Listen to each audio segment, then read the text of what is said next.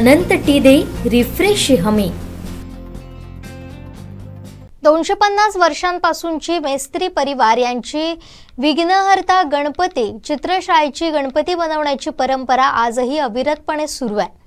देवगड तालुक्यातील वरेरी कुळियेवाडी येथील मेस्त्री परिवारानं वडिलोपार्जित कला जतन करून नवीन पिढीच्या माध्यमातून हा वसा पुढे चालू ठेवला जातोय। या मेस्त्री परिवाराविषयी घेतलेला हा आढावा।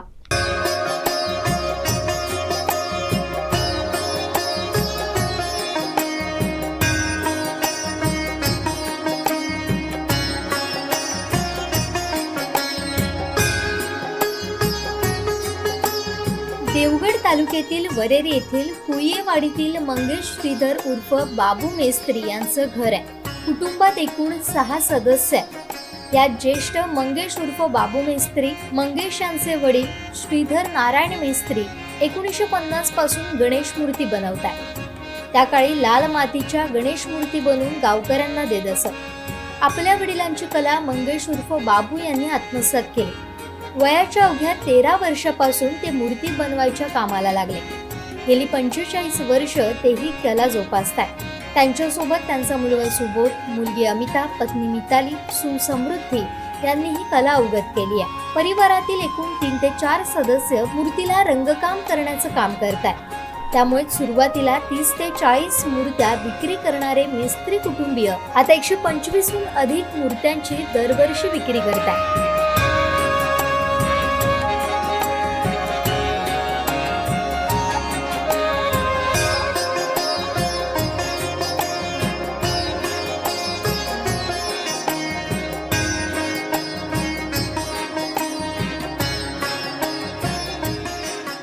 तर आज आपण आलो आहोत वरेरी कुळियेवाडी येथील विघ्नहर्ता या चित्रशाळेत। तर या ठिकाणी मेस्त्री यांची चित्रशाळा आहे। तर या चित्रशाळेत आपण त्यांना विचारूया की कशा प्रकारे या ठिकाणी आपलं जे रंगरंगोटीचं काम आहे ते आपलं हे सुरू आहे, त्याबद्दल त्यांच्याशी आपण जाणून घेऊया त्यांच्याकडून। विघ्नहर्ता या चित्रशाळेत मंगेश उर्फ बाबू मेस्त्री यांच्या या आपण चित्रशाळेत आलो आहोत। तर त्यांच्याकडून जाणून घेऊया की कशा प्रकारे जे 15 दिवस गणपतीला असताना अंतिम टप्प्यातील जे काम आहे ते कशा प्रकारे सुरू आहे हे त्यांच्याकडून आपण जाणून घेऊया। काय सांगाल काका की कशा प्रकारे या आपल्या चित्रशाळेत जे गणपतीच्या रंगरंगोटीचे जे काम आहे ते कशा प्रकारे सुरू आहे, काय सांगाल? तर आम्ही 15 दिवस किंवा 20 दिवस राहिल्यावर रंगकाम चालू करतो। तर रात्रंदिवस काम चालू असतं। तर आमचे कामगार म्हटलं तर एक घरगुतीच म्हटले तर 2, एक आप्पा कुळिये आणि विघ्नेश कुळिये आणि एक माझा भाचा सांडव्यातला, तो आज 2-3 वर्ष इकडे कामाला असतो। तर 12वी झाल्यापासून त्याचा दर्शन मेस्त्री नाव आहे भाचा। तर असे आणि माझा मुलगा सुबोध मेस्त्री, हे आम्ही कसे रात्र दिवस काम करतो। दिवस जवळजवळ आमचा फुकट जातो, म्हणजे कोणतरी येणारा जाणार असतो त्याच्याकडे बोलून चालून किंवा त्याच्याकडे न लक्ष देता आपण काम करत राहणार, याच्यापेक्षा आम्ही रात्रीचं जागरण करतो। दिवसा आम्ही असं तसं फुकट जातो।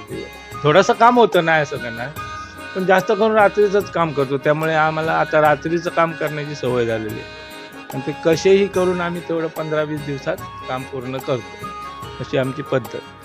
आणि जास्त करून आमका या रंगकामाक वेळ होते याचं कारण असा, शाडू मातीचे गणपती माझ्याकडे जास्त असतात। जास्त म्हटलं तर म्हणजे 20 गणपती असतात फक्त POPचे, बाकी सर्व गणपती आम्ही मातीचेच करतो, शाडू मातीचे। ते सुद्धा मोठे 4 फुटाचे मातीचे गणपती असतात। त्याच्यामुळे आम्हाला तेवढे हाताळताना तेवढं 2-2.5 महिने त्याच्या माती कामात।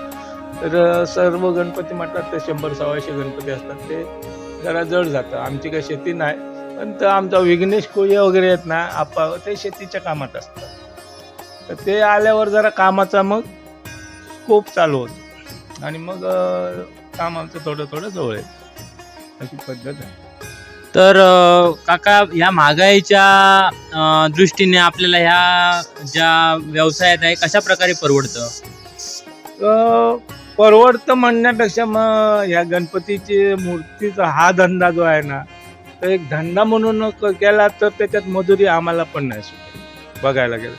पण वाडवडिलांची म्हणजे आजोबा पंजोबांपासून ही शाळा गणपतीची चालत असल्यामुळे आम्ही गिरायका म्हणजे इतर आता बाजारपेठेत किंवा मुंबई शहरातल्यानी ज्या किमती मिळतात गणपतीला 4 फुटाच्या मातीच्या गणपतीला किंवा 3 फुटाच्या मातीचा गणपती याला जी किंमत मिळते तशी आमचं ग्रामीण भागात आम्हाला लावताच येत नाही. कारण आपले ग्रामीण भागातले सामान्य लोक असतात त्यांना आपण हिशोबानं दर लावायचा लागतं आणि आमची सुतारांची मजुरी वगैरे अशी लावून जर हे केलं तर तसं ते होणार नाही, म्हणजे तेवढा तो धंदा होत नाही. तर हे आमचे आता दोघे जण काम करत तसे आम्ही त्यांना मजुरी भरपूर अशी धरून जर हिसाब मारला तर भरपूर पैसे द्यावे लागतील.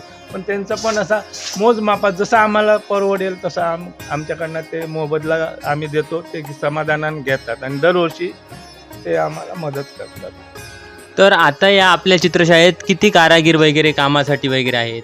तेच कारागीर म्हटलं तर आता हे दोघे तिघे जण, आता भाचा एक आमचा तो सांडव्यातला दर्शन मेस्त्री, अधिक आमचा विघ्नेश कुळे म्हणून पोरगो शेजारचा आहे तो.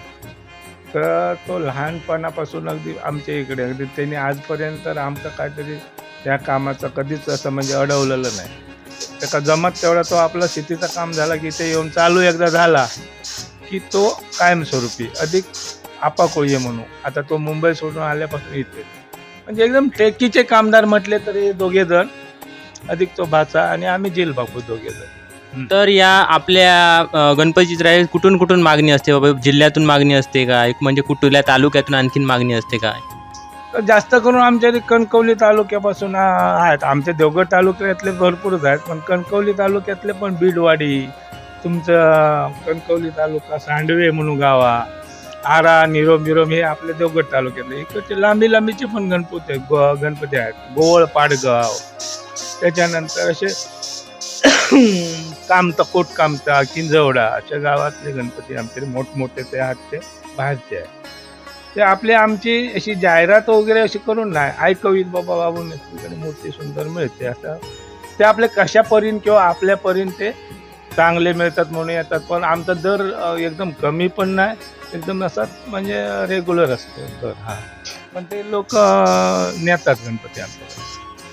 तर या आपल्या चित्रशाळेत तुम्हाला POPचे गणपती बनवण्यात जास्त आवडतात की बाबा मातीचे गणपती? पहिल्यापासून जी पारंपरिक शाडू मातीची कला जी आहे ती तुम्ही जोपासलेली आहे, त्या पद्धतीत तुम्हाला गणपती बनवायला आवडतात. तर कशा प्रकारे तुम्ही सांगाल त्यामध्ये? त्याच्याबद्दल सांगायचा विषय आला तर ॲक्च्युली आम्हाला त्या POPचे गणपती परवडतच नाही माझ्या मते तर, किंवा आमचा मुलगा पण सांगतो आम्हाला शाडू मातीचे गणपती करूच परवडतं. पण काही लोकांचे इच्छा आहेत मोठे 5 फुटाचे 5.5 फुटाचे गणपती आम्हाला POPचे हवे म्हणून आम्ही आणतो. नाही तर त्या गणपतीत आणणं भाडा तर अजिबात परवडत नाही. पण आणि हे आम्हाला म्हटलं तर हे मातीचे गणपती आहेत ना, ते करायला लय म्हणजे सोपे, म्हणजे आमका आवड जास्त आहे त्याची. हे आता माझ्या पुढ्यात मूर्ती ती पण आम्ही मातीचीच आहे. त्याच्यानंतर 4 फुटाच्या मातीच्या मूर्त्या वगैरे बनवलेल्या आहेत. तर आम्हाला ते मातीचे गणपती बनवायला खूप, आम्ही सुकळ वाळसून साच्या भाड्याने वगैरे आणतो. जास्त करून साच्यातलेच असतात, पण मोठे गणपती हाती बनवता येत नाही. बनवता येतात पण ते उचलायला वगैरे अवघड असतात. आम्ही ते साच्यातले गणपती. तर काका तुम्हाला भजनाची देखील आवड आहे, तर त्याप्रमाणे तुम्ही ह्या कलेत पण करताय आणि त्याप्रमाणे भजनांची पण आवड आहे, त्या दृष्टीने तुम्ही काय सांगाल? भजनांची आवड म्हणजे हे आमच्या कोळीवाडीत आमचं एक भजन मंडळ आहे. तर ते मला लहानपणापासून तशी भजनाची पण आवड, पण ते भजन मी कुठे न शिकता म्हणजे गुरु वगैरे न करता, आमचे वडील पण थोडा टप्प भजन करायचे, ते पण कुठे शिकलेले नव्हते. तर त्यांचं बघून आमच्याकडे सामान असायचा भजनाचा, तर ते वाजवायचे, ते लांबून बघायचं. आणि मग मी शाळेत असता वेळेपासून मी वयाच्या 17व्या वर्षापासून भजन सिंगल बारी करूक लागलो. पण हे आमच्या व्यवसायामुळं आम्हाला म्हणजे तर पुढे जाता आलं नाही. कसं आमचा व्यवसाय असल्यामुळं आम्हाला गुरु वगैरे करून मोठे डबल बाऱ्या करायचं काय असं नाही झालं. पण वाडीतली भजनाची पारंपरिक भजनांची मी बाऱ्या करायचो आणि ते मी सांभाळलं आजपर्यंत. तर अजूनही भजनं आम्ही करतो गणपतीला वगैरे म्हणा काय. पण आता लोक सुद्धा आपल्या का आता प्रतिसाद द्यायला पाहिजे, हा पण आहे. अरे आता मंडळा म्हटली तर त्याच्यात विभागणी असते किंवा कोणाला जुन्या माणसांची भजनं आवडत नाही किंवा एखादा कोणतरी चांगला करत असला तर वाईट दृष्टीने बघणारे पण लोक असतात. पण तशाबद्दल आम्हाला दुसऱ्यांना दोष न देता मला सगळीच गोष्टीची आवड आहे. मी लाठीकाठी पण फिरवायचा, वडील माझे फिरवायचे. जेवढी वडिलांनी कला केली तेवढी मी थोडी जोपासली. आणि आमचा हा घरी असं पूर्ण आधी पहिल्यापासून कलाकारच. आजोबा पंजोबापासून म्हणजे पिढ्यानपिढ्याची आमची गणपतीची शाळा. तसेच आता उन्हाळ्यात आम्ही डिझाईनवाले दरवाजे वगैरे बनवतो. तसंच माझा मुलगा पण बनवतो. दरवाजा चौकडी बिकडी असतात ना त्या डिझाईनचे आम्ही रेडीमेड पण कोणाला पाहिजे असलं तर रिजनेबल रेटमध्ये आम्ही देऊन टाकतो. असं आमचं आहे. तर या ठिकाणी जी वडिलोपार्जित परंपरा या ठिकाणी या मेस्त्री परिवाराने जी जपलेली आहे, तर काका काय सांगाल, किती वर्ष झाली आपल्या शाळेला? मी काम करायला लागल्यावर नाही म्हटलं ते 40-45 वर्ष झालेले आहे मी करायला लागलो. त्याच्यापूर्वी माझे पंजोबा करायचे, आजोबा करायचे, वडील करायचे. अशी तर आमची नवीन असं आम्हाला त्याच्यात काय असं वाटतच नाही.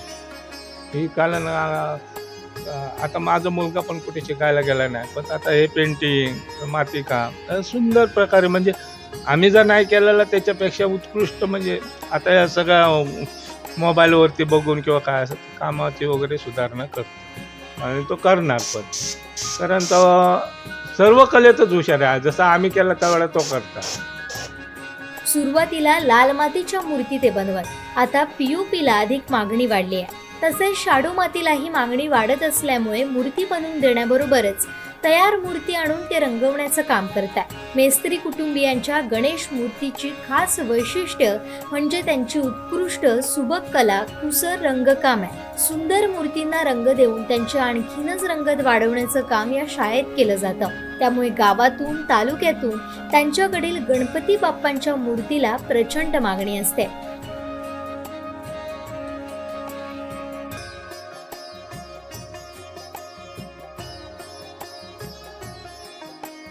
तर आता आपण आलो आहोत वरेरी कुळेवाडी येथील विघ्नहर्ता या चित्रशाळेत. या चित्रशाळेत जवळपास 250 वर्षांची ही वडिलोपार्जित परंपरा आजही सुरू असताना आपल्याला पाहायला मिळत आहे. या ठिकाणी आपण जी मेस्त्री यांच्या परिवारातील जी दुसरी चौथी पिढी आहे त्यांना विचारूया की कशाप्रकारे ते या मूर्तिकलेत पारंगत झाले आणि कशाप्रकारे ते या ठिकाणी मूर्तीची जे रंगरंगोटीचे जे काम आहे ते करत आहेत.